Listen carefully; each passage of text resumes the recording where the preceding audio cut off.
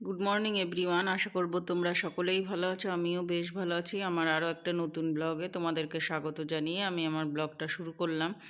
সকালবেলা আজকে ডালিয়া রান্না করছি। ডালিয়ার মধ্যে সবজি দিয়েছি গাজর, ক্যাপসিকাম আর পেঁপে, আর লঙ্কা তো আছে। আর এইদিকে প্রেশার কুকারে একটুখানি মুগের ডাল সিদ্ধ করে নিয়েছিলাম। মুগের ডাল দিলে না ডালিয়া খিচুড়িতে বেশ ভালো লাগে। আর ভাবছিলাম একটু বাদাম দেবো, তো বাদামটা দিতে ভুলে গেছি। তো ডাল সিদ্ধ করে সেই ডালটা দিয়ে দিলাম এই ডালিয়ার খিচুড়িতে। এরকমভাবে ডালিয়া রান্না করলে খুব ভালো লাগে। সব সবজিগুলো আগে ভেজে নিয়েছি, তারপরে ডালিয়া দিয়ে ওর মধ্যে ভাজলাম সবজিগুলোর সাথে, তারপরে দিয়ে দিলাম ডাল সিদ্ধটা। এবারে আরেকটু সামান্য জল দিয়ে তারপরে ফুটতে দিয়েছি। আর এদিকে মাছ বের করেছিলাম, পুঁটি মাছ, সেগুলো লবণ হলুদ দিয়ে মাখালাম। সেইগুলো মাখিয়ে এবারে ওগুলো রান্না করব। তো ডালিয়ার খিচুড়িটা রেডি হয়ে গেছে। অসাধারণ হয়েছিল, অসাধারণ, খুব সুন্দর হালকা পাতলা রেসিপি। এই যে আমি নিয়ে নিয়েছি একটা ডিম সিদ্ধর সাথে। আর এদিকে আজকে তোমার পুঁটি মাছটা আলু দিয়ে করেছি, আর পেঁয়াজ দিয়ে। আর সজনে ফুল রিঙ্কু মাসি আমাকে দিয়েছিল। সজনে ফুল এখন তো খাওয়া খুবই ভালো, খুবই উপকারী একটা তোমার সবজির মধ্যে পড়ে। তো যাই হোক, সজনে ফুল এখন বাজারেও পাওয়া যায়। তারপরে আমাদের পাশের বাড়ির গাছ আছে, সেই গাছের থেকে পড়ে, তো সেখান থেকে অনেকেই নেয়।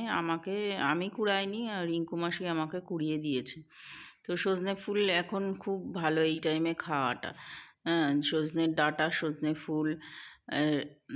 তো এইটা হচ্ছে গিয়ে আমি চালের গুঁড়ো নিয়েছি, আর একটুখানি লঙ্কা, লবণ আর হলুদ অল্প, আর তার সাথে দিয়েছিলাম একটুখানি বেসন।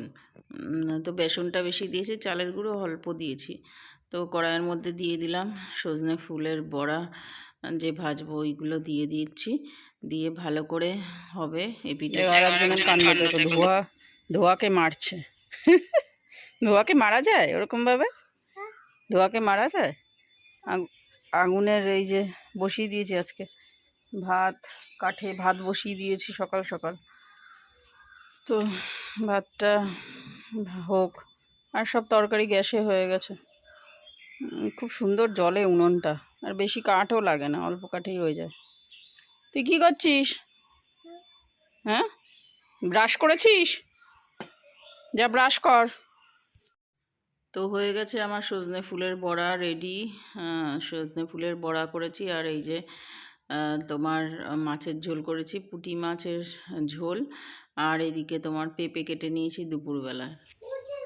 এখন উপরের গাছের জল দেব। প্রত্যেকটা গাছ পুরো একদম, এই যে একটুও জল ছিল না। সানিবাবু চলে এসছে আমার সাথে সাথে জল দেওয়ার জন্য। দেখো এই গাছের ফুলগুলো কত সুন্দর হয়েছে, হেবি সুন্দর হয়েছে এই গাছের ফুলগুলো। এই দেখো, এই গাছও পুরো শুকিয়ে একদম কড়মড়ে হয়ে গেছে।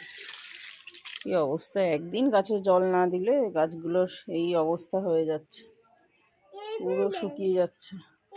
হ্যাঁ, ওটাও দেবো, দাঁড়াও। তুমি দেবা জল? না, তোমার ঠান্ডা লেগেছে, দিতে হবে না, আমি দিচ্ছি, ঠিক আছে।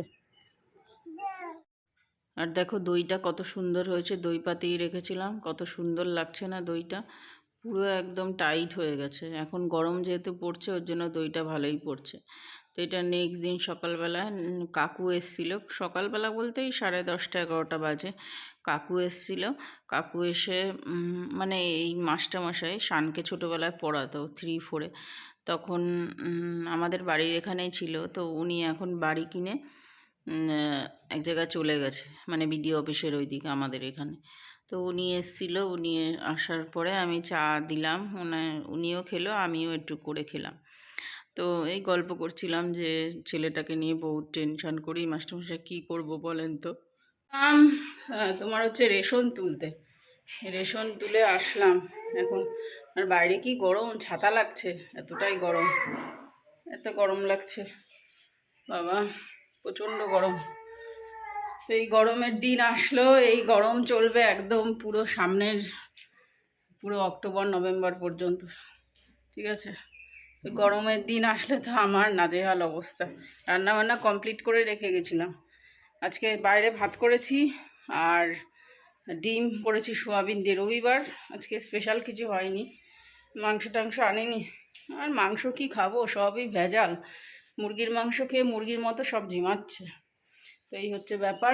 রেশন তুলে এই আসলাম, এসেই বসলাম, এই দিয়ে তারপরে কতগুলো কাচলাম, কেচে কুচে তারপরে বসছি। তারপরে এখন গাটা ঘাম রয়েছে, একটু ঘামটা ঝরে যাক, তারপরে যাবো ইসেতে স্নান করতে। ভাল লাগছে না, প্রচণ্ড কষ্ট। আজকে বিছানা চাদরটা চেঞ্জ করব, ওর জন্য তোমার হচ্ছে উপরের ঘরে এসছি। এই বিছানার চাদরটা চেঞ্জ করে অন্য একটা বিছানার চাদর পাতবো, বালিশের ওয়ারও পেতে নেব। তো একটা ঘরের বিছানার চাদর চেঞ্জ করলে, বিছানা চাদরটা পরিপাটি করে রাখলে কিন্তু ঘরের সৌন্দর্যটাই বেড়ে যায়। অন্য কিছু সৌন্দর্য করতে লাগে না, ঘরের ডেকোরেশন করতে লাগে না, কিন্তু বিছানাটা পরিষ্কার সুন্দর পাতা থাকলে না বেশ সুন্দর লাগে, কিন্তু মনটাও বেশ ভালো লাগে। জানো বন্ধুরা, আমার এই বিছানার চাদর, ঘরের যাবতীয় জিনিসপত্র না আমার হাজব্যান্ড মশাই কেনে। বেশিরভাগটাই আমার হাজব্যান্ড মশাই কেনে। আর ও যখন আসে ছুটিতে তখনই ওর সাথে আমার যেটা পছন্দ হয় তখন ওর সাথেই আমি কিনি। আমি এক্সট্রা, এখন আমাদের বিয়ের পরে এক্সট্রা করে আমি কিছু জিনিসপত্র কিনি না। একমাত্র ওর সাথে ছাড়া আমি কোনো কিছুই কিনি না, নিজে একা একা কিচ্ছু কিনি না। দেখো, বিছানার চাদরটা পরিপাটি করে রাখলে কিন্তু বিছানার চাদর বলো, বিছানা বলো, দ্বিগুণ সুন্দর হয়ে যায়। আর ঘরটাও খুব সুন্দর লাগে, তাই না? ঘরে কিন্তু সেরকম, আমার এই ঘরে সেরকম কিছু জিনিসপত্র নেই। এক ওয়ার্ড্রপ আছে, আর এই সাইড ক্যাবিনেটটা আছে, আর এই যে ড্রেসিং টেবিলটা আছে। তো দেখো, বিছানার চাদরটাই যেন একদম ঘরটাকে সৌন্দর্য করে রেখেছে। দেখো, দূরের থেকে দেখাচ্ছি, সুন্দর লাগছে না? বিছানার চাদর পাতাতে ঘরটা আলাদাই একটা গেট আপ হয়ে গেছে ঘরটা।